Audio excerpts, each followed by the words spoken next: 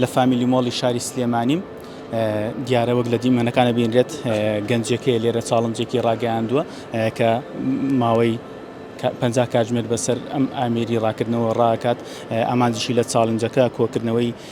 کۆمەک و هاوکاریە لەم سندوقەدا بۆ نەخۆشخانەی هیوا دیارە لێرە هەر کەسێک کە دێ سەیری نمایشەکە ئاکات بڕێک پارە بە پێی توانای خۆی لەم سندوقەدانێت و 2000 پێشکەشی نەخۆشخانەی هیوا ئاکرێت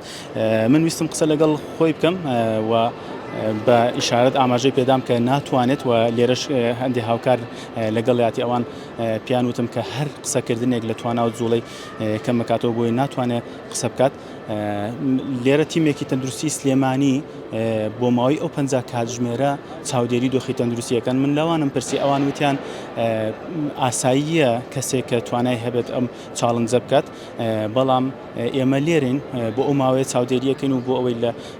خوانەکردە لە هەر حاڵەتێکی نەخوازرا و ئێمە بتوانین چارەسەری سەرەتایی بۆ بکەین دیارە ئەم گەنجە پێشووتریش ئەزمموی هەبووە لە وڵاتی لە نێوان وڵاتی ئەڵمانیا بۆ ئیتالیا ڕای کردو بۆ ماوەی 10 ڕۆژ کە درێژەکەی 1200 کیلۆمەتر بووە لێرەش هاتوتەوە بە ئەو چاڵنجەی ڕاگەیاندوو بۆ بەستی کۆکردنەوەی هاوکاری بۆ نەخۆشخانەی هیوا دیارە وەک لە دیمەنەکان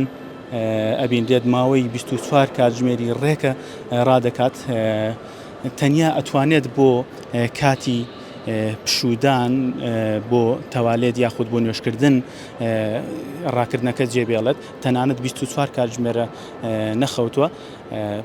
و بڕیاریشە ئەم چاڵنجە